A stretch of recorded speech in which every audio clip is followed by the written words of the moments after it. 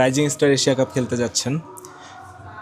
এই স্কোয়াডের মানে প্রায় সবাই, আমি যেহেতু সোহান হংকং সিক্সের সাইডে খেলতে গেছে, তো সোহানও বাংলাদেশের জার্সি গায়ে চড়ানোর একটা সুযোগ পাচ্ছে। বাকিরাও কেউ 15-এ হোক, 17-এ হোক, 19-এ হোক, এইচপি এ দল সবখানে মানে কখনো না কখনো বাংলাদেশকে রিপ্রেজেন্ট করেছে। আপনি একমাত্র মানুষ যে এখন অবধি করেনি এবং এই রাইজিং স্টার এশিয়া কাপে প্রথমবার করবেন। মানে এক্সাইটমেন্টটা কেমন, অথবা ভালো লাগা কতটা কাজ করতেছে? আলহামদুলিল্লাহ, আল্লাহর কাছে শুক্রিয়া। আল্লাহ পাক আমাকে এই সুযোগটা করে দিয়েছেন। অবশ্যই প্রত্যেকটা প্লেয়ারের স্বপ্ন থাকে নিজের দেশকে রিপ্রেজেন্ট করার। তো এই সুযোগটা আমারও হয়েছে, তো আমারও খুব ভালো লাগতেছে। তো ইনশাল্লাহ আমি চেষ্টা করব আমি আমার সর্বোচ্চটা দিয়ে চেষ্টা করার, যে দেশকে ভালো কিছু দিতে পারে।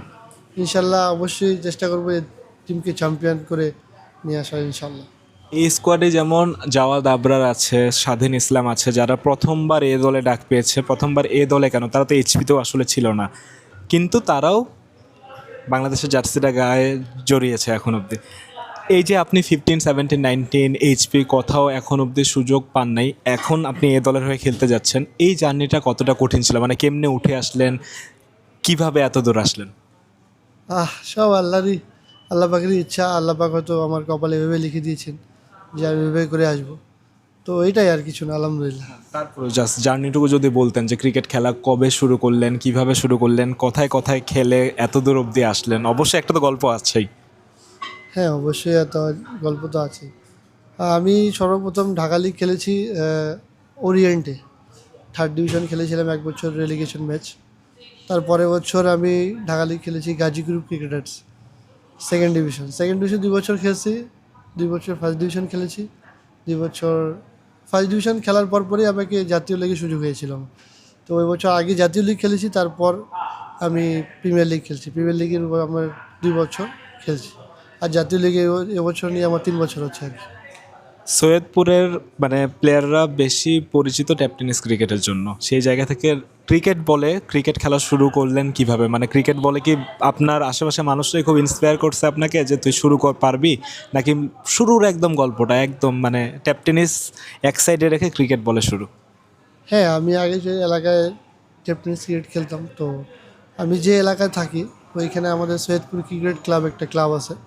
তো ওই ক্লাবে সব বড় ভাইরা আমরা সব একসাথেই থাকতাম একই এলাকায়।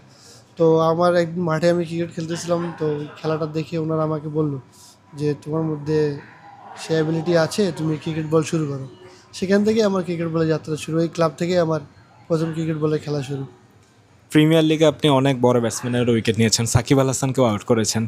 এইচপিতে দারুণ সময় পার করেছেন, অনেক কিছু নিয়ে কাজ করেছেন। আমি যদি আপনার 1-1.5 বছর আগের, কারণ তখন আপনি প্রিমিয়ার লিগ খেলতেন, ওই সময়ের সাকলাইনকে আর এখনকার সাকলাইনকে মানে পার্থক্যটা বলতে বলি, কোন কোন জায়গাগুলোতে অনেক পরিবর্তন আসছে মনে করেন? আমি ক্রিকেটে তো অবশ্যই সর্বপ্রথম ফিটনেসের প্রয়োজন হয়ে থাকে। তো আলহামদুলিল্লাহ এটা আমার খুব ভালো ইমপ্রুভ হয়েছে। স্কিলও যেহেতু সুযোগ পেয়েছি, স্কিলও ইমপ্রুভ করার চেষ্টা করছি। শেখার শেষ নেই। ইনশাল্লাহ সামনে যত সময় যাবে আমি আমার আরও সর্বোচ্চ দিয়ে শেখার চেষ্টা করবো ইনশাল্লাহ। ম্যাচুরিটি কতটা আসছে বোলিংয়ে এখন মনে করেন? কারণ এইচপি ক্যাম্প থেকে আসলে আপনাকে যখনই বোলিং করতে দেখি, সেটা এ দলের এগেনস্টেও দেখেছি, আরও মানে এইচপির প্র্যাকটিস ম্যাচগুলোতেও দেখেছি, ন্যাশনাল ক্রিকেট লিগেও দেখলাম, মানে অনেক ম্যাচিউরড মনে হয়। আপনার কাটার এখন আরও অনেক মানে পারফেক্ট জায়গায় পড়ে, আপনি ইয়র্কার খুব ভালো মারেন, তো সব কিছু মিলে ম্যাচুরিটি কতটা আসছে? না, আলহামদুলিল্লাহ।